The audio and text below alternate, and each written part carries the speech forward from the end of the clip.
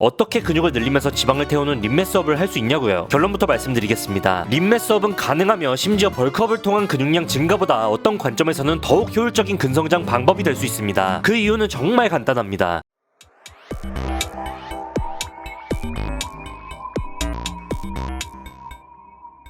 안녕하세요. 헬스 건강정보 헬마드입니다. 대부분의 남성분들은 많은 근육을 얻기 위해 벌크업은 필수 과정이라고 생각하고 있는데요. 실제로 많은 양의 칼로리 섭취에 따른 에너지와 지방의 증가는 스트렝스를 상승시키고 더욱 높은 과부하를 통해 많은 골격근량을 얻을 수 있도록 도움을 주는 부분이 맞습니다. 그러나 이는 엄격하게 절제된 형태로 고칼로리를 밀어넣는 식단과 높은 강도의 운동 루틴이 깔려있어야 성공할 수 있습니다. 3명 중 2명은 벌크업에 실패하고 살크업을 하게 되는데요. 늘어난 체중으로 다이어트만 어려워지는 경우가 많습니다. 끼니를 최소 4끼 이상으로 나누고 단백질도 생각보다 많이 먹어야 해서 꽤 힘들고, 벌크업 한답시고 기름진 음식이나 술을 먹는다면 10중 8구는 실패하게 되는 것이 벌크업이죠. 즉 잘 먹고 운동하기 때문에 편할 수 있다고 생각하지만 오히려 실패 확률은 더 높은 근성장 방법 중 하나인 겁니다. 그래서 근육량은 늘리면서 지방을 줄이는 방법은 없을까 하고 한 번쯤은 고민하게 됩니다. 그게 바로 림매스업이죠. 운동 구력이 꽤 되신 분들이라면 벌크업, 림매스업, 상승 다이어트 등의 개념을 많이 들어보셨을 겁니다. 림매스업에서 리는 지방 혹은 기름기가 적은 이라는 뜻이고, 매스업은 다들 아시다시피 크기를 키우다라는 뜻입니다. 합쳐서 림매스업은 지방 없이 근육의 사이즈를 키우다라는 뜻이죠. 정확히 말하면 상승 다이어트는 지방량을 줄이면서 골격근량을 늘리는 것, 림매스업은 지방량을 유지하거나 줄이면서 골격근량을 늘리는 것이지만 편의상 같다고 보고 논의를 전개하겠습니다. 일반적으로 근육의 합성은 근육의 상처와 잉여 칼로리를 통한 근세포의 회복, 합성으로 이루어지는데, 어떻게 근육을 늘리면서 지방을 태우는 림매스업을 할 수 있냐고요? 결론부터 말씀드리겠습니다. 림매스업은 가능하며 심지어 벌크업을 통한 근육량 증가보다 어떤 관점에서는 더욱 효율적인 근성장 방법이 될 수 있습니다. 그 이유는 정말 간단합니다.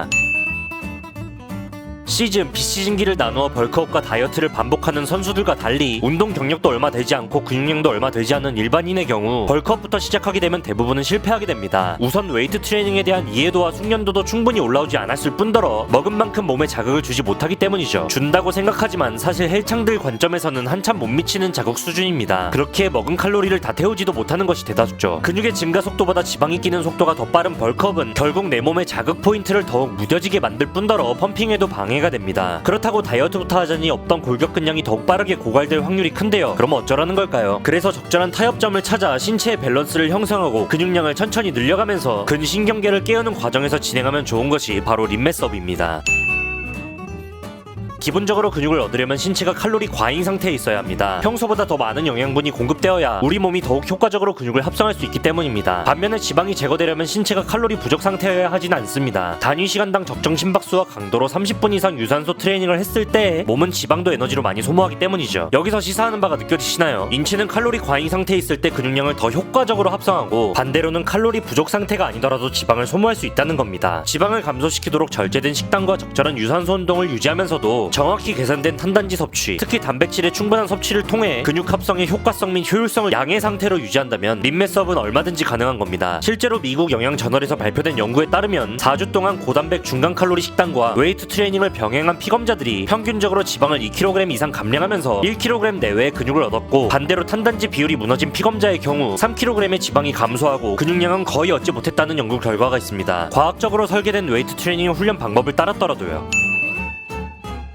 앞서 근육 합성의 효과성, 효율성을 말씀드렸는데요. 웨이트 초보자, 즉 헬스에 갓 입문하였거나 경력이 2년 미만인 사람들은 근육 합성의 속도가 비약적으로 빠릅니다. 초심자의 행운이라고도 불리는 이 기간은 조금만 운동해도 근육이 잘 붙고 골격근량의 성장 속도도 올바르게 운동했다면 정말 빠르죠. 한 학생 A가 있다고 합시다. 국영수 평균 점수가 20점이라고 합니다. 그리고 꾸준한 공부로 국영수 평균 90점인 다른 학생 B가 있다고 합시다. 국영수 평균 점수 20점인 A가 50점으로 올리는 게 쉬울까요? 아니면 평균 90점인 B가 95점이 되는 것이 쉬울까요? 이것은 근육의 합성 효율에 적용되는 한계 효용 체감의 법칙인데, 결국 구력이 쌓이고 운동 경력이 쌓일수록 성장 속도는 감소하게 된다는 것입니다. 그렇기 때문에 낮아진 근육 합성의 효과성과 효율성을 그나마 극대화할 수 있도록 시즌기와 비시즌기를 나누어 진행하는 겁니다. 즉 웨이트 트레이닝에 대한 지식이 어느 정도 완성되어 운동에 군더더기가 없고 제대로 된 자극을 주며 절제된 벌크업 식단을 꾸준히 수행할 수 있는 경우 벌크업과 다이어트를 반복하는 주기화 훈련이 최선입니다. 반면에 근육 성장 잠재 곡선이 이미 우상향을 가파르게 그리고 있고 충분한 운동 수행 능력과 근신경계의 발달이 이루어지지 않은 상태에서는 근육의 성장 잠재력은 무궁무진합니다. 림매스업이 더욱 효과적이면서 장기적으로 운동을 지속할 수 있도록 하는 방법이라는 거죠.